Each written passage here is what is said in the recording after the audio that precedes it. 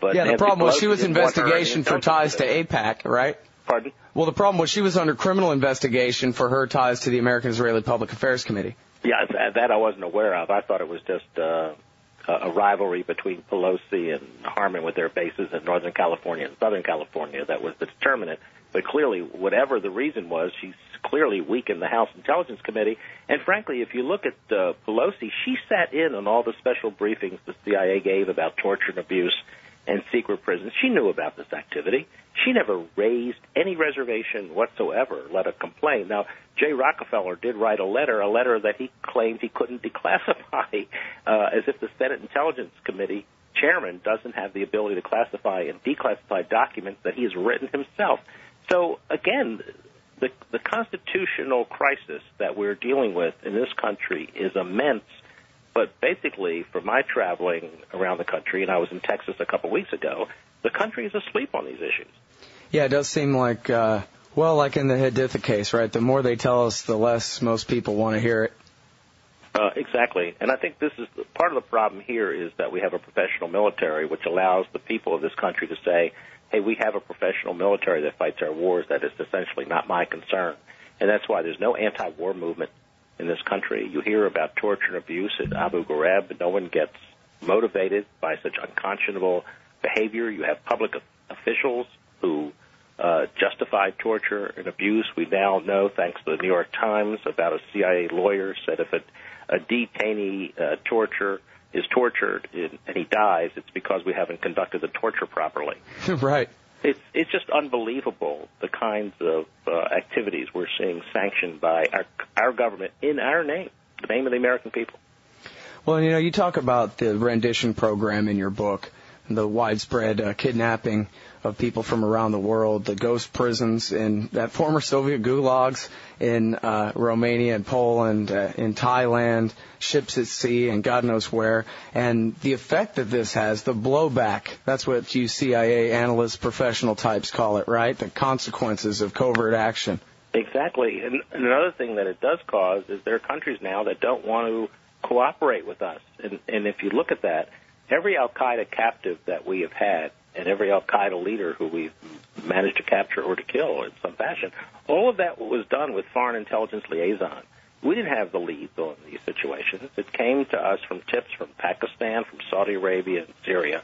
But now, because of a lot of these activities that include, as you say, we give them names like renditions. These are kidnappings.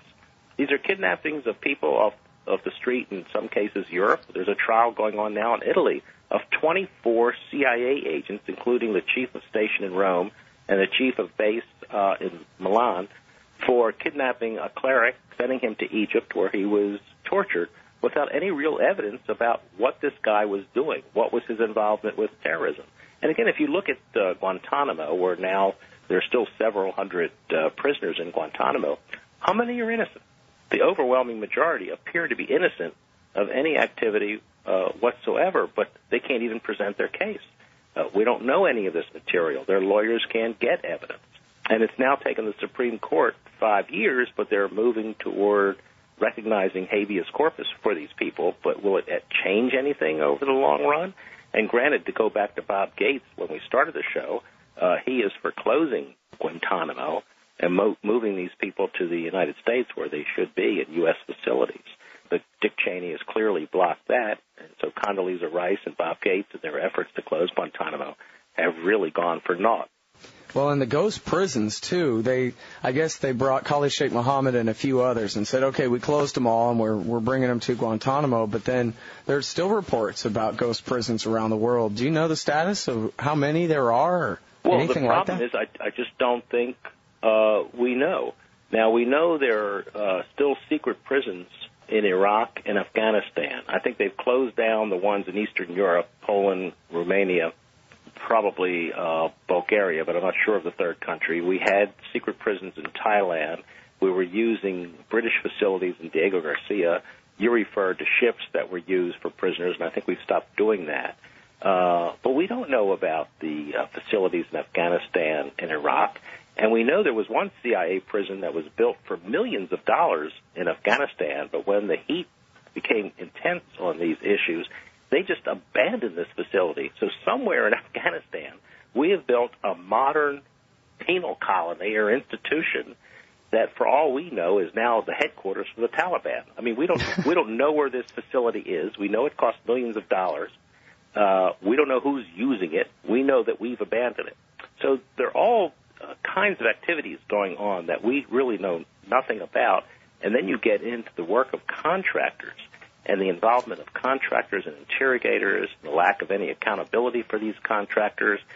We already know about the Blackwater scandals, but Blackwater, after a period of 4 or 5 months after they killed about 17 innocent Iraqi civilians, all those contracts have been renewed by Condoleezza Rice at the State Department. So they're into the U.S. government for hundreds of millions of dollars as Blackwater is on their way to create probably one of the largest armies in the world, as well as building military facilities in this country, particularly in North Carolina and South Carolina and out west, that are huge military bases and huge military operations. And again, if the Congress isn't going to pursue this, and despite what Rockefeller says, they have the subpoena power to do so, we, the American people, are going to find out nothing about this activity. So we really rely on a couple people like Will Scahill, who's written a wonderful book on Blackwater. You mentioned Bob Perry, who's kept the heat on Bob Gates and the Pentagon. Thank goodness for Seymour Hersh, who in some ways is our only genuine day-to-day investigative reporter and has been for the last 30 or 40 years. The work you do and the work that several of us try to do, really a small number of people, and they tend to get marginalized by the big print media institutions of this country. Well, now the work I do doesn't count for much. I hope you don't have me confused with the real Scott Horton over there at Harper's Magazine. He's the one who deserves the credit. Well, you've got a show and you've got an Antiwar.com site, so you deserve stuff. Well, we're trying here. We're trying.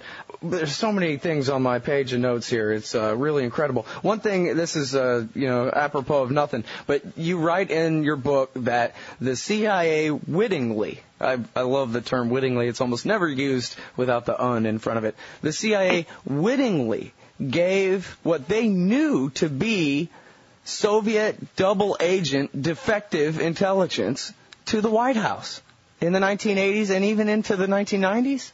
Exactly. As late as the Bill Clinton, first year of the Bill Clinton administration.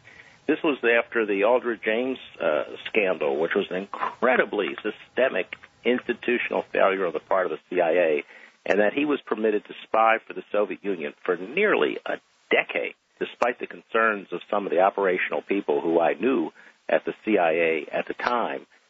What Ames was able to do was give information to the Soviets that allowed the Soviets to shut down every operation, every collection operation that the CIA had against the Soviet Union. So when we started collecting intelligence, we knew this was intelligence from double agents. This was stuff that was given to us because the KGB wanted us to have the material, and we still sent these reports into the White House, and Bob Gates was doing so as CIA director in that brief period from November 1991 to January 1993, when he was indeed the CIA director because of the Senate's confirmation of Bob Gates.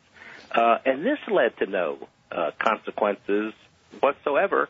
And if you look at the CIA Inspector General's report, this was Fred Hitz, who was the IG at the time, he said there was no institutional failure at the CIA during the Ames affair, no systemic breakdown during the Ames affair. That's unbelievable to me. Sounds like maybe he was working for the Reds, too.